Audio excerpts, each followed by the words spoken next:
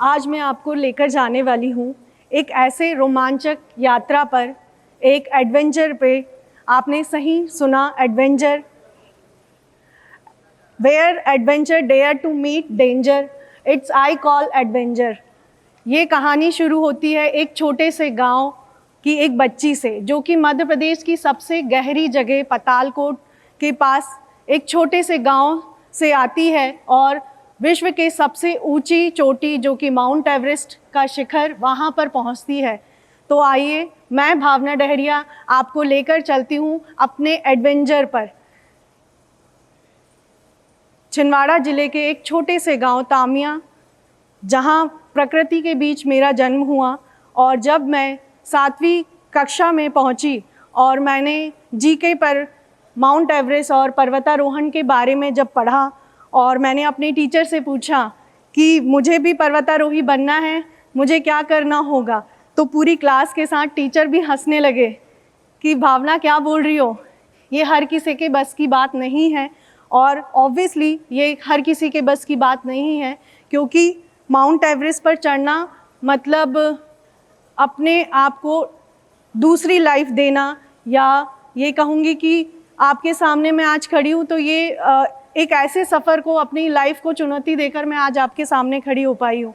लेकिन इसका सफ़र उस छोटी सी जगह से स्टार्ट हुआ जब मैं 7वीं क्लास में थी। और जैसे ही मैं स्कूल से घर पहुंची और मैंने अपने पिताजी से कहा कि पापा, मुझे बड़े होकर पर्वतारोही बनना है और माउंट एवरेस्ट क्लाइंब करना है, तो उन्होंने कहा हाँ बिल्कुल करना, जैसे हर पेरेंट्स बोलते हैं। और उन्होंने मुझे कहा कि पहले अपने आप को फिट तो कर लो।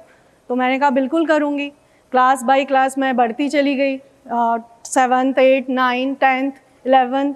और फिर क्योंकि मैं स्पोर्ट्स पर्सन थी, बास्केटबॉल और साइकिल पोलो की नेशनल प्लेयर, तो उस दौरान मेरा फिज़िकल बहुत अच्छा था और मुझे पार्टिसिपेट करने का मौका मिला एक ऐसे कैंप पर, जहाँ पर पहली बार मैंने अपनी लाइफ में एडवेंचर एक्टिविटीज़ देखी। वो हमारे कलेक्टर, जिन्होंने पातालकोट को टूरिज़्म की दृष्टि से देखते हुए वहाँ पर कैंप कराया।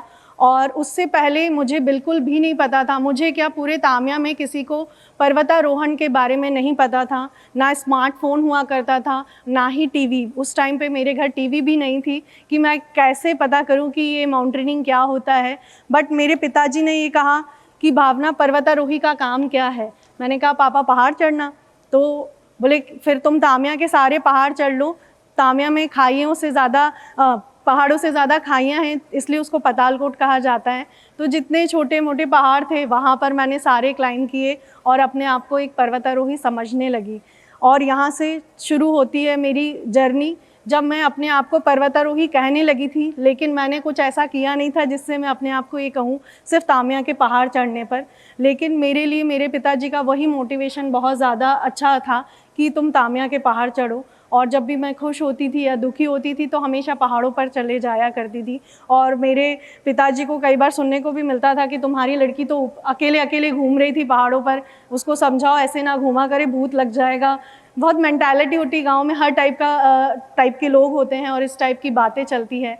और फिर जब मैं 11th में आई और हमारे पातालकोट में एक एडवेंचर कैंप हुआ, और उस कैंप को देखकर एक्चुअल में नेचर से जो मेरा अटैचमेंट था, जब मैं अपनी बातें उससे करती थी, जब हम अकेले में कभी भी बातें करते हैं तो हमारे सराउंड जो एटमॉस्फेयर है, जो नेचर है, वो हमारी बातों को सुन रहा होता है। तो हमेशा अपने आप को पॉजिटिव रखना है कि पता नहीं कौन सी बात वो सुन ले और आपकी बात को वो एक्सेप्ट करके उस चीज़ को आपके सामने ला दे। तो जब 2009 में मैं एक एडवेंचर कैंप हुआ और उसमें मुझे as a sport person participate करने का मौका मिला। और मैंने अपनी लाइफ में पहली बार हॉट एयर बलून, पैराग्लाइडिंग और पैरासेलिंग और बहुत सारी एडवेंचर एक्टिविटी अपने सामने देखी, जो कि मैंने कभी टीवी पे भी नहीं देखी थी, क्योंकि हमारे यहाँ तो टीवी ही नहीं था। और ये मेरे लिए बहुत बड़ा एक्सपीरियंस था। वो 7 दिन बहुत इम्पॉर्टेंट थे। उसी 7 दिन में एक ट्रेनिंग आई जिसका नाम था रॉक क्लाइंबिंग।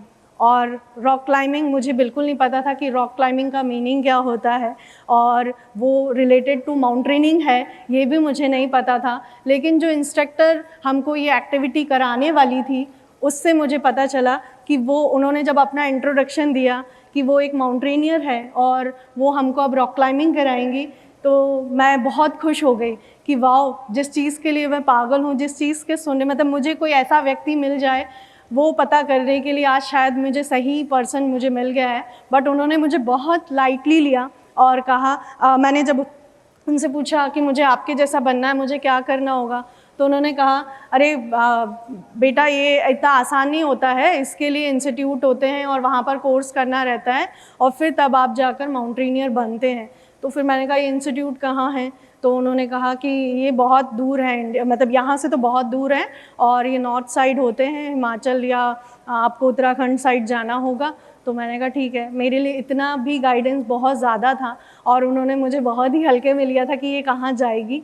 लेकिन जब मैं वो कैंप ख़त्म हुआ और जब वापस घर आई और अपने पिताजी से बोला कि पापा इसके माउंटेनिंग के कोर्स होते हैं, वो करने होते हैं, तो पापा ने कहा ठीक है कर लेना। तो क्योंकि फ़िज़िकल स्ट्रेंथ ज़्यादा होनी चाहिए, अभी तक तो यही लगता था माउंटेनिंग के लिए, तो मैंने अपना जो एजुकेशन चूज़ किया वो फ़िज़िकल एजुकेशन चूज़ किया और हायर एजुकेशन के लिए मैं भोपाल शिफ्ट हुई। और फिर मैंने एमपी ऑनलाइन, जो हमारा इंटरनेट कैफ़े होता है, उसमें जाकर सर्च किया माउंटेनिंग के बारे में पहली बार इतने सालों में। जब 7th क्लास से 12th में पहुंच गई और हायर एजुकेशन के लिए आ गई हूँ, तब मैंने इंटरनेट कैफ़े में जाके लोडिंग के साथ माउंटेनिंग के बारे में पता किया और मुझे पता चला कि इंडिया में 5 ऐसे इंस्टीट्यूट हैं जो माउंटेनिंग के कोर्सेज़ कराते हैं और उसमें हम पहले बेसिक माउंटेनिंग कोर्स और फिर एडवांस माउंटेनिंग कोर्स, और उसमें फिर बहुत स्कोप है आगे, जहाँ पर हम माउंटेनिंग फील्ड से कैसे एडवेंचर और पर्टिकुलर एक स्किल डेवलप कर सकते हैं। लाइक जैसे आप हॉट एयर बलून के पायलट बन सकते हैं, पैरामोटर के पायलट बन सकते हैं, ऐसे बहुत सारा उसके बारे में नॉलेज मुझे मिला। और फिर उसके बाद शुरू में मैंने जब अप्लाई किया नेहरू इंस्टीट्यूट ऑफ माउंटेनिंग, जो कि उत्तराखंड उत्तरकाशी में है, और वहाँ पर जब मैंने इनरोल किया अपने आप को, तो मुझे 2 साल की वेटिंग मिली। 2 साल वेट करना पड़ेगा आपको एक कोर्स करने के लिए, जिसके लिए मैं 7th क्लास से वेटेड हूँ।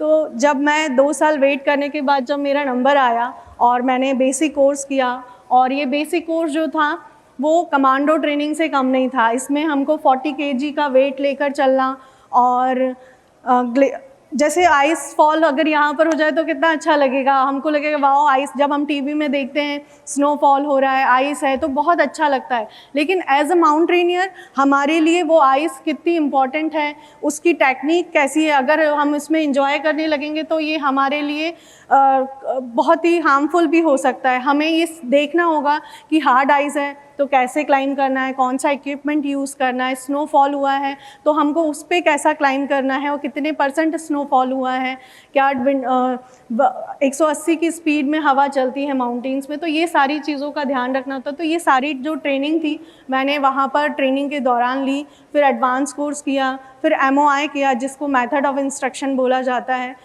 वो मैंने किया। अब मैं माउंटेनियर्स को भी ट्रेनिंग देती हूँ। लेकिन ये कोर्स तो हो गए, एलिजिबल हो गई मैं माउंट एवरेस्ट क्लाइंब करने के लिए। इसी के साथ मैंने 6000 मीटर की पीक क्लाइंब करी गढ़वाल हिमालय में, जहाँ पर पहली बार मैं किसी पीक के टॉप पर पहुँची थी। वो एक्सपीरियंस मेरे लिए बहुत ही यूनिक था। मुझे आंसू आ रहे थे और मैं खुशी के वो आंसू थे। लेकिन ये सफ़र एवरेस्ट के लिए था यहाँ तक का, अभी माउंट एवरेस्ट पूरा बाकी था। माउंट एवरेस्ट जो कि परमिट लेना ही इम्पॉसिबल होता है, नेपाल गवर्नमेंट उसका परमिट देती है, और 4 साल मुझे लगे उस परमिट को लेने के लिए, जबकि मैं रेडी थी। जो भी एलिजिबिलिटी मांगी जाती है वो सब मैंने प्रिपेयर कर लिया था, लेकिन मुझे परमिट नहीं मिल रहा था। तो परमिट लेने के लिए मैंने बहुत सारे लोगों को अप्रोच करी, पॉलिटिशियंस, हमारे ब्यूरोक्रेट्स और सबसे, क्योंकि ये मेरे अकेले के बस की बात नहीं थी कि मैं परमिट ले लूँ, और उसकी जो भी प्रोसेस होती है वो मैं नहीं कर पा रही थी। तो हर किसी ने मुझे डिनाई किया। पहले तो बोला कि अरे देखो, एक जगह मैं गई और उन्होंने कहा कि कहाँ से आई हो, मैंने कहा पतालकोट। तो वो बड़े खुश हुए कि वाह वही पतालकोट जहाँ पर वो हिल स्टेशन है। मैंने कहा हाँ, लेकिन उन्होंने मेरा मजाक बनाया कि देखो देखो पतालकोट की लड़की आई है माउंट एवरेस्ट क्लाइंब करने, और मैं बहुत नर्वस हो गई। जब लोगों के पास और भी लोग होते और वो हंस रहे होते तो मेरे आँख से आंसू आने लगे और मुझे लगा कि शायद मैं गलत जगह आ गई हूँ, ये वो समझ नहीं पा रहे। तो ऐसा सभी के साथ हो सकता है कि शायद आप गलत जगह पहुँच गए हैं अपनी अपील लेकर, वो उस चीज़ को नहीं समझ सकते हैं। लेकिन कभी नर्वस नहीं होना है, क्योंकि वो नहीं जानते कि हम क्या कर सकते हैं, लेकिन हम अपने आप को जानते हैं कि हम क्या कर सकते हैं। तो ऐसी सिचुएशन में कभी नर्वस नहीं होना है। बट मैंने फिर दूसरा, जब बुरे लोग मिलते हैं लाइफ में तो अच्छे लोग भी हैं, वो भी मिलते हैं। और 2019 में मुझे परमिट मिला, मध्य प्रदेश गवर्नमेंट के साइड से ही मिला, और मैं बन पाई मध्य प्रदेश की सबसे पहली बेटी जिसने माउंट एवरेस्ट क्लाइम किया है। और ये सफ़र मैं कहूँगी मेरी लाइफ में 2 माउंट एवरेस्ट थे, एक तो संघर्ष का एवरेस्ट और एक माउंट एवरेस्ट। जो कि संघर्ष का एवरेस्ट जो 7वीं क्लास से चला आ रहा था, परमिट मिलने तक मेरे साथ रहा। फिर उसके बाद एक्चुअल माउंट एवरेस्ट जो कि -45 का टेम्परेचर, क्रेवासेस, एवलांचेस, डेथ के 100% चांसेस। अगर आपकी बॉडी एक्मेटाइज नहीं है तो आप सर्वाइव नहीं करेंगे। ऐसी सिचुएशन में क्लाइम करना, जब मैं बेस कैंप पहुंची माउंट एवरेस्ट के, और फिर ऊपर हमारा वहाँ पर टॉप पर 180 की स्पीड में हवा चलती है, और पूरा वेदर रिपोर्ट देखने के बाद ही हम टॉप पर पहुँच सकते हैं। तो जब हम पहले तो ऐसे डायरेक्टली इसको पूरे माउंट एवरेस्ट को क्लाइम करने के लिए करीबन 40 डेज़ लगते हैं, 60 डेज़ भी हो जाते हैं वेदर के अकॉर्डिंग। अगर हम वेट करते हैं कि विंडो ओपन रहे, वेदर कास्ट देखा जाता है हर वक्त कि कब वेदर ख़राब है। कई बार तो ऐसा भी हुआ है हमारे रोटेशन के टाइम पे।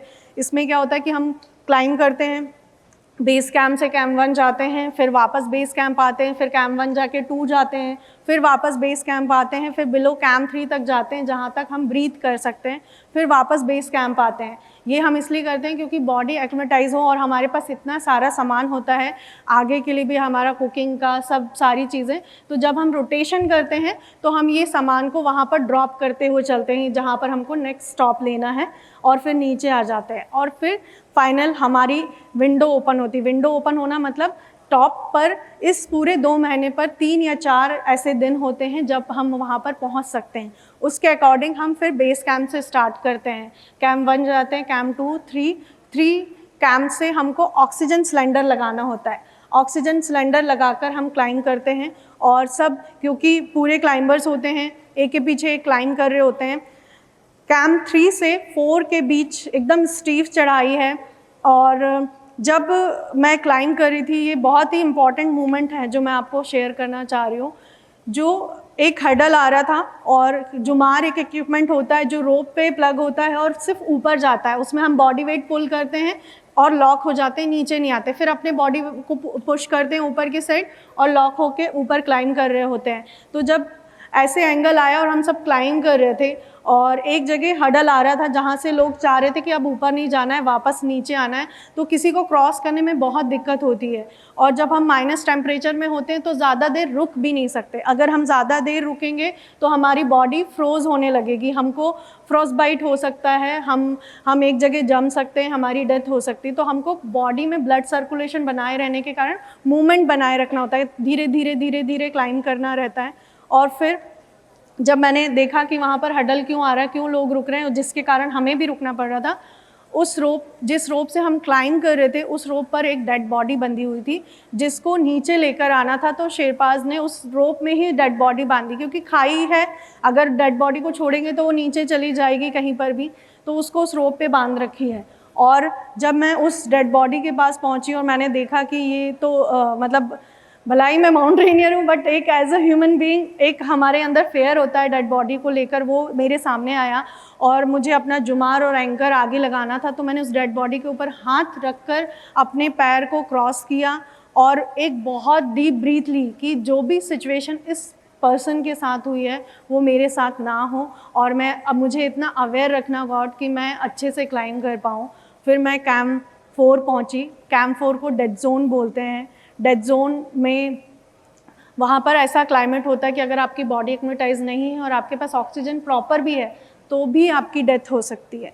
और फिर इसको मैंने क्रॉस करते हुए कैंप 4 से जो हमारा क्लाइंबिंग का पीरियड होता है 14 आवर्स होता है टॉप पर पहुँचने के लिए, तो रात में स्टार्ट किया और पूरी रात क्लाइंब करके सुबह टॉप ऑफ द वर्ल्ड, जो कि 22 मई 2019 का वो दिन था जब मैं विश्व की सबसे ऊंची चोटी पर पहुंची। और इससे पहले 400 मीटर नीचे एक बालकनी एक जगह आती है जहां पर हमको रेगुलेटर चेंज करना, अपना ऑक्सीजन सिलेंडर चेंज करना होता है। और जब मैं ऑक्सीजन सिलेंडर चेंज कर रही थी तो मेरे ऑक्सीजन से सिलेंडर से लीकेज बन गया ऑक्सीजन का, और मैं काफ़ी परेशान हो गई कि अभी मैं क्या करूँगी। मेरे साथ मेरा शेरपा भी था, उसने भी बहुत ट्राई किया, वो ठीक नहीं हुआ। उस जगह पर मैंने 1.5 घंटे बिताए। वो 1.5 घंटे, जैसा मैंने आपको बताया पहले कि किसी उस माइनस टेम्परेचर पे ज़्यादा देर रुकने में हमारे को बहुत सारी चीज़ों को फेस करना हो सकता था, शायद मेरी जान भी जा सकती थी। लेकिन उस 1.5 घंटे मैंने लीकेज को भी सही करने का ट्राई किया, ब्रीथ करने का ट्राई किया और अपने आप को फ्रोज़ होने से बचाया। और जब फाइनली कुछ ऐसा नहीं हो पाया कि वो ठीक हो, तो मेरे शेरपा ने कहा कि अभी हमको नीचे जाना होगा भावना, हम ऊपर नहीं जा सकते। तो मुझे वो पूरा मेरा जो जर्नी थी वो मुझे याद आने लगी, और मैंने कहा कि मैं तो नीचे नहीं जाऊंगी। लेकिन ये शायद मेरा गलत डिसीज़न भी हो सकता था, बट मैंने जो ट्रेनिंग करी थी उस पे मुझे 100% विश्वास था कि मैं अगर अकेले भी क्लाइंब करूंगी तो मैं क्लाइंब कर लूँगी।